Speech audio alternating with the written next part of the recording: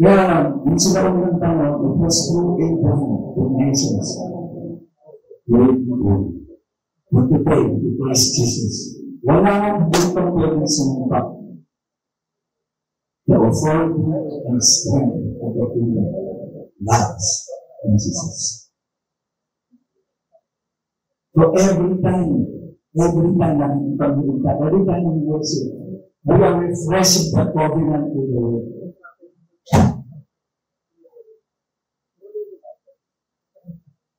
Kumahawak po tayo sa kalakasan at otoridad ng karaan ng Diyos.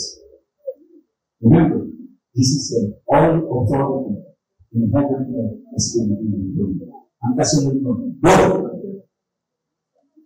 And that's a statement. Mahalo ako kasi inutusan ako ng ating Panginoon. Siyempre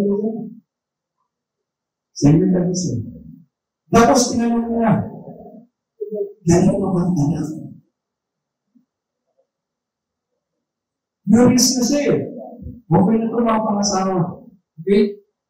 Lahat ng kondisyones nang ipinangako at sultahan nila ni Abraham. Gusto na, provide na. Ganyan na ang anak.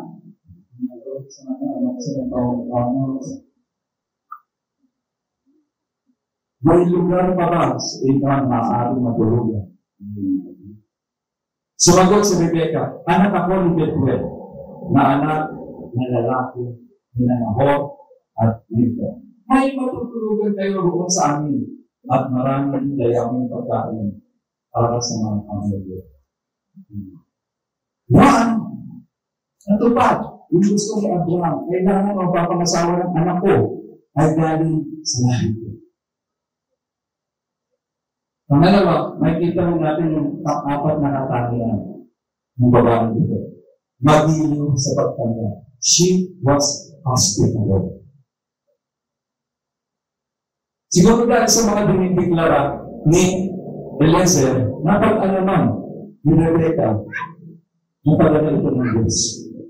Sinaraan ito ng anghel ng Diyos. Yun ang reyna ni Abraham. Sinaraan ito ng anghel ng Diyos. Patutuloy ito. Every time magpatuloy tayo ng padala ni Lord, there's a blessing. There's a blessing. Okay? Wala pa rin naging dito sa amin sa bahay nila. Yung hot ang alipin at sumama sa Diyos. Sinabi na, okay, ang Panginoon, ang Diyos ng aking amo si Abraham, ipinakita niya ang kanyang kabutihan sa aking amo. Ako mismo ay ginabayan niya at sa pagpunta ko sa mga kamag-anak ng aking amo. Patakbong muli si Rebecca sa bahay ng kanyang ina at sinabi niya sa kanya ang lahat ng nangyari. Ang kapatid niya si Laban ay naroon din at nakikinig sinasabi na tungkol sa pinagawin ng tao sa kanya. Nakita ni Laban ang sinisig at pulsera na suot-suot din. Siguro pag pinag-aralan naman natin yung Jacob sa natin, bigyan ng diin si Laban kung sino ba ito talaga. So magkapatid si Laban, si Rebecca. Sa tingin nyo, ano ni Isaac si Rebecca? Si Nahor at si Abraham magkapatid. Si Nahor may anak, si Bethuel. Anak si Nahor, Isaac, Bethuel.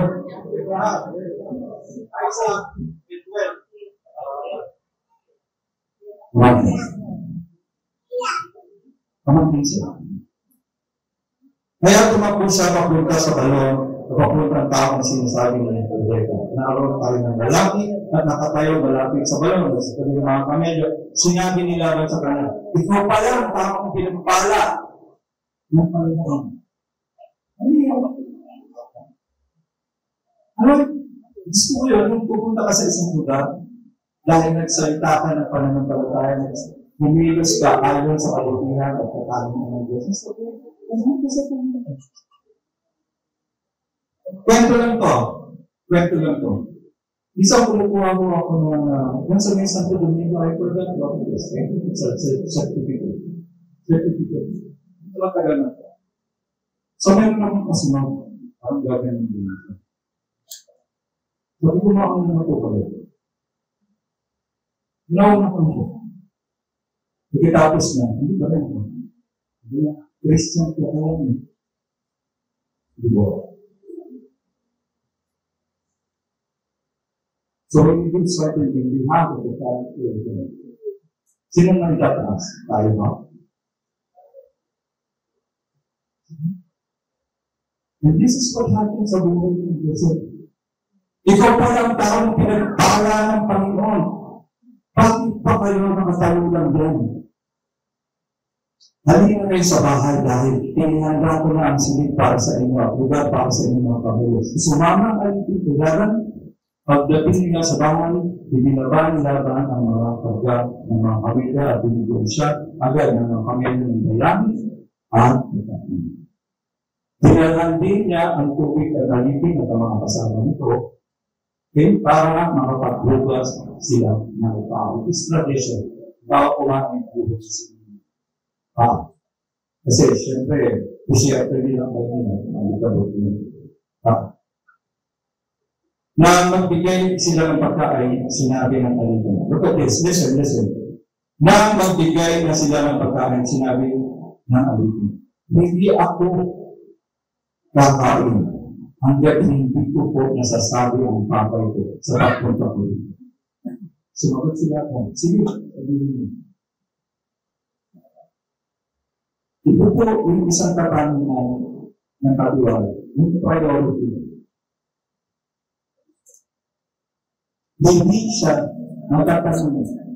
Hindi niya priority na mapusok. Ang priority niya, putin ang iniuubos. You know why? Kasi kung alipin ito, alam niya kung sino gulong niya. Alam niya hindi siya ginugutom ng pinalilingkuran niya. Alam niya pinagkatiwalaan siya ng pinaglilingkuran niya. Tayo, alam ba natin na hindi tayo gugutom at ginugutom niya? Alam ba natin na pinagkakatiwalaan tayo ng labis ng Panginoon? He so loved the world that He gave His only begotten Son. For both sabi.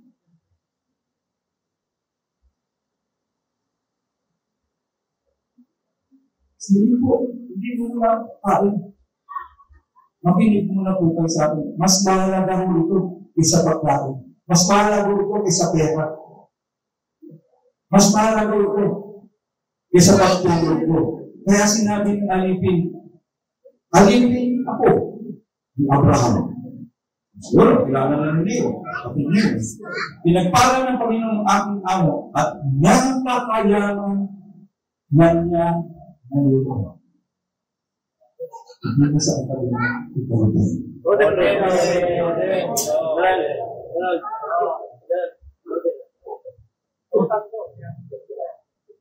Nung umalis ko si Abraham na naman, meron sa ali-alian pa lang meron sa mga alito. Ito yung pagklasa na ito. Yaman. Kaya nga kung magdala ng regalo sa Eliezer, 10 kamelo. Isa pa yung Boseras, 120 grams of gold. Sing-sing. Grabe. Maraming, binigyan siya ng Panginoon ng maraming upa, hanteng, baka, kamelyo, asno, ilat, ginto, at mga aliping lalaki at baka. Kahit matanda na asawa ng si Sarah, nanganak pa rin siya at ang anak niyang lalaki ang siyang nagmamana ng lahat ng ari-ari. Basta. In sharing the gospel, in sharing who God is, hindi mo natin pwedeng i-programa. Kailangan gawin natin buhay ito. Sino si God? Si God ang nagpala sa aking anak. Ito po ang ginawa mo. Hindi pwedeng basta sabihin na lang natin, ito si God, mababad sila. Kailangan ikwento natin ang storya katulad ng pagkwento ni Eliasa. Pinasumpaan ko ng aking amo para tuparin ko ng utos. Sinabi niya, huwag kang pipili ng mapapangasawa ng aking anak dito sa Kanaan. Nalupain ng mga tinitira natin ngayon. Punta ka sa tahanan ng aking mga anak, ng aking ama at doon ay pumili ka ng mapapangasawa ng anak ko mula sa aking mga kamag-anak. Pero, nagtanong ako, paano ko hindi sumama ang babae sa akin? Sumagot siya. Ang Panginoon na sinusunod ko ay magpapadala ng ano. Iba na eh. Sino mo na nagsabi nito? Ang Panginoon ang magpapadala ng anghel para samahan sa mga magikan sa anak ko. Sino mo na nagsabi nito? Nakapandaan. Nasa story, nakapandaan nyo. Sino nagsabi, may anghel na sasama sa iyo? Fathers, mothers, brothers and sisters, when we make a statement of faith, napapaniwalaan din ba yan? Lalo na nakikita ng biyaya. That's why there's a word called testimony. Eliezer was making his testimony. Ito po ang ginawa ng Diyos. Ito po yung kasunduan namin ni Abraham. So, kung doon pa pupunta ang mga kamag-anak ko, hindi na darating sa iyo ang samang sinasabi ko, na nangyayari ko, hindi ko tutuparin ang aking sampahan. So, if you have read the story, napaka-ganda. Hindi ko sasabihin simple.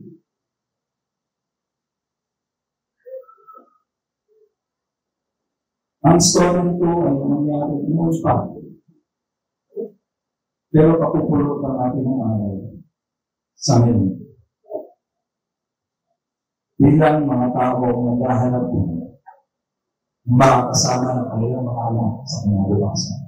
Bilang mga tao nakatiwalaan ng kayamanan ng mundo. And sometimes, masyado tayong abala ito kakaroon ng kayamanan dito sa lupa na hindi naman natin. Masyado tayong busy sa paghahanap ng negosyo, paghahanap ng kapatitaan. Nakakalimutan natin, pagkatapos ng lahat na ito, nawawala ang langit at lupa. Ang matitira lang ay ang salita at Diyos.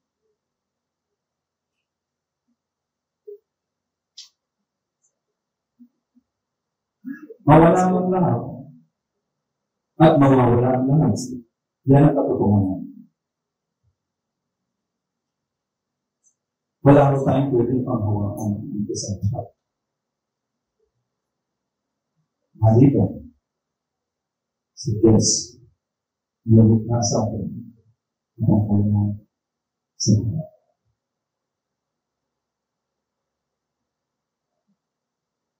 Holy Week is about to come. I hope all of us will return. Naging buhay natin after last Holy Week. Hindi tayo nagtatrabaho ng Thursday. I hope not. Thursday, Friday, Saturday, Sunday. Ito lang po ay suggestion ko. Buhay ng outing. Stay home. Stay home with your family and your friend. Nasa na tayo? Naging mabuti ba tayong tatiwala na kahit ano gagawin natin upang matuwid, upang matupad ang habilin sa ating Diyos. I know some of you have plans. Suggestion lang naman something. Kasi mas mahalaga ito kaysa expression.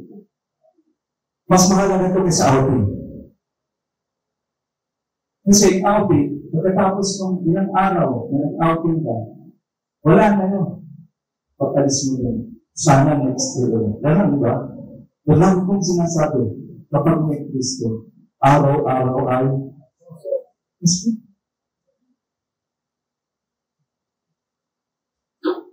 Abraham believed in who God is. And God did, and is still doing this promise. I will give you a son. And multitudes of nations will come out of your family. I will make your name great. Gagawin kong dakilang pangalaw. Why do you think God can do that? I will make your name great. Bakit na kayong ipangako mo? I will make your name great. Gagawin kong dakila ang pangalan mo. Why? Simple lang mo sagot. Because God is great. He can only be who He is, not just what He has. He's imparting Himself to all the people. He still, we need to grasp who God is. What has He done? What is He doing? He has given us Jesus Christ. So, hindi na tayo magkukulang. Pero bakit na tayo magkulang? We have to do what God wants us to do, not what we want to do, thinking that it's for the Lord. Naintindihan niyo ako? Hindi dahil inisip natin para kay Lord, pagpapalaan tayo. No. God does not bless what we do. God blesses what He does. We have to join Him. Kaya bless si Abraham. Everything God told him, ginawa niya to the dad, kahit doon sa kanyang anak. Huwag kang kukuha na sa awa dito ng pwede. So, pumunta ka sa akin. Pareho kami ng pananampalataya. Pareho kami ng ugali. Because Abraham knew. At that time, matandang na he has gained the wisdom of God. Gusto nga rin. Oo nga, anak sa Isaac, anak ni Abraham. Pero, pag may inalagay ka doon, hindi ba ng pala-pala? Guys, I've seen that here. I've seen that here. Let's be realistic. I've seen that with so many times. So many times. Nagkaanak dahil nabulong ng asawa dahil sa kanya. I've seen that. And I don't want that to happen. So used to it. Bakit ano? Asawa ang hinahanap ng Jehovah. Asawa. That's the truth. Man should only have one wife, and the wife should only have one husband. This is my testimony. Nung naging tapat ako sa isang Diyos, naging tapat din ako, hindi isang asawa.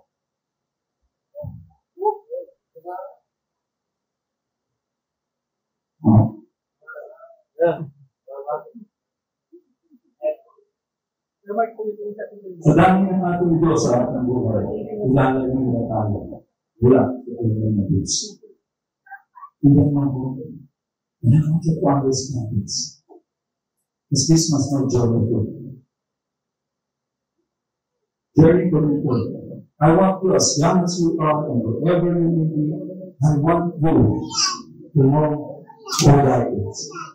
What has He done? What is He doing? What did Jesus do to you? What did God the Father allow Jesus to do for our sin? And now, that's the only thing I can describe this as malala. Huwag mong ipagpapalit sa pera ang kalayaan mo.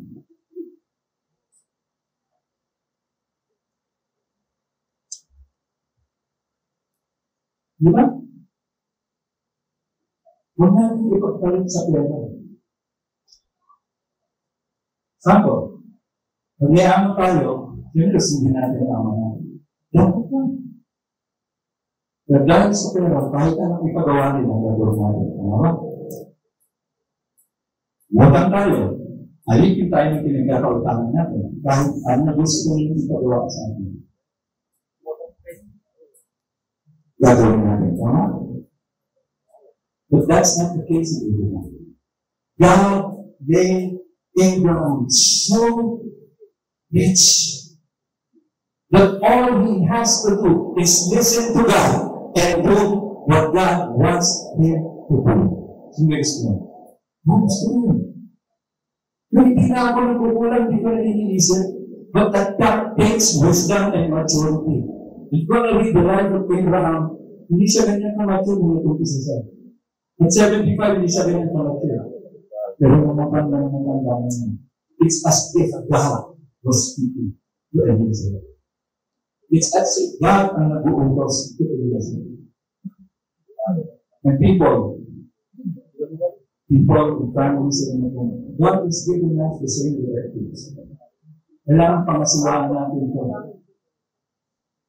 Imagine natin, this is Canaan. This is our promised land. Our promised land is still in this is Canaan. Hindi gagawin natin. Mga magulang, huwag niyong pag-asawaan ang mga anak mo kung hindi kayo nakakasigurado. Pareho kayo ng Panginoon. Mga anak, huwag lang dahil puso ang mga jowa ng Diyos. Naintindihan niyo sinasabi. Okay? Mabiyak mo ang pagiging ka. So, where do we go from here? I-focus natin katulad ni Eliezer. Bakit ba tayo nagtatrabaho? Para? Para kumain. Tama? Ano sabi ni Eliezer? Hindi ko nakakakain hanggang hindi ko nasasabi ng tatay ko.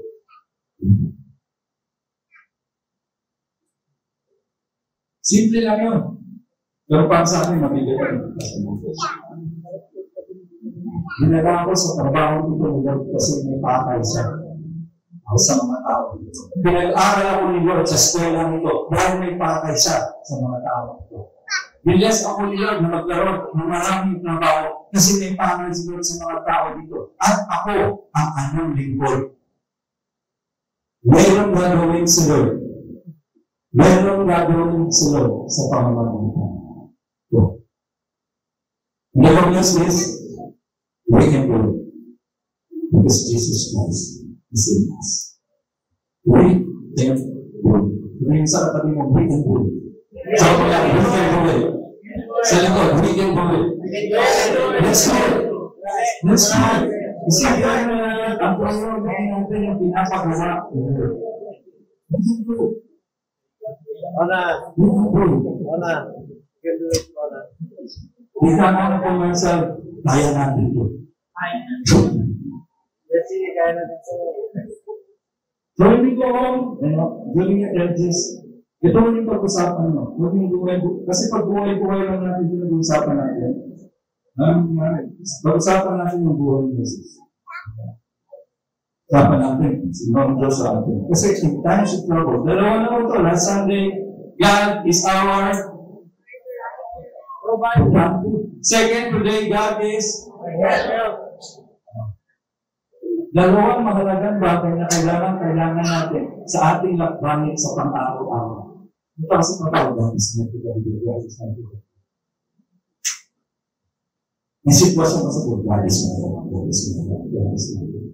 kahit hindi naman tayo natin, I think that will take us from our situation. Aalis niya tayo kasi hindi yan. What's here? Here. Pag inisip natin, natatakot tayo, ano ba yun? Pakiramdam natin, i-feels natin. So, ng kondisyon, ang pamilya, ang sambahayan ni Abraham, ang malalim sa Diyos. Ang maganda, sumama si Rebecca. Sumama si Rebecca. Kasi nakita nila yung seryosong kaparaanan na ginamit ni Eliezer. Hindi ako makain ang pinasasabi. So, sabi ng magulang, kapatid ni Rebecca, short ko na lang. Ayaw naman kami maging asawa ni Isaac, si Rebecca. Kaya lang, pwede bang manatili muna sa ng 10 araw dito? Ang sabi ni Eliezer, huwag niyo naman mo pag-antala ang aking pagbalik sa aking Panginoon. So, ang ni Rebecca, pinatawag sa Rebecca. Pinatawag si Rebecca, gusto mo daw si Mama sa lalaki nito, na naging asawa ni Isaac. Ang sagot ni Rebecca ay, yes. Kasi first hand yung naranasan ang statement of faith. So, sumama siya. Alam niyo na, kaya 10 yung pamilyo. Di ba? Para may sasakyan, hindi asawa, hindi niya sinakyan yung 10. Kaya lang, baka may iniwan, hindi natin pala. Kasi may mga alipin kang kasama. So, may sasakyan, provide na. Ano ba sa Tagalog ng dowry? Okay. Gusto nila kasi ng yun. Kaya ang daming alahas, ang daming ang dala. Tsaka patunay yun na mayaman. Ano po ka mayaman po? Mayaman po.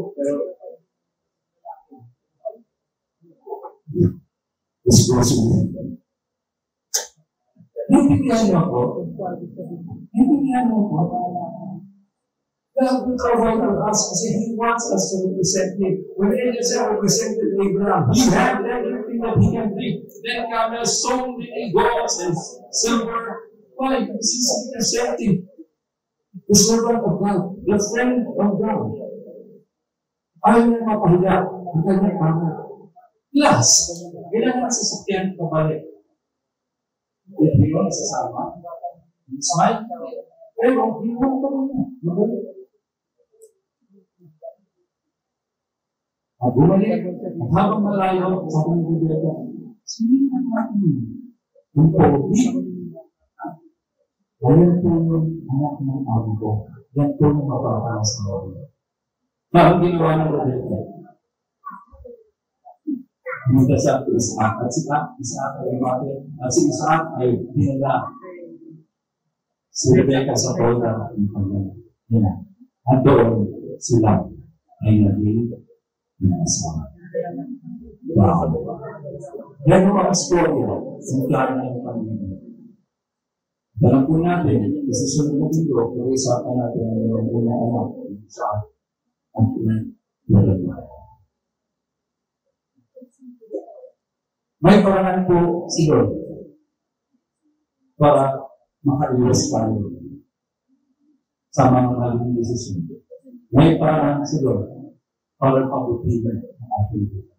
May paraan si Lord para makalapit tayo sa Kanya. Kailangan lang mo lang tingin. At pag napakinggan natin, sabihin natin, at pag sinabi natin, hakdan na nangyari. It is faith without works. That's why Abraham was regarded the father of faith. Everything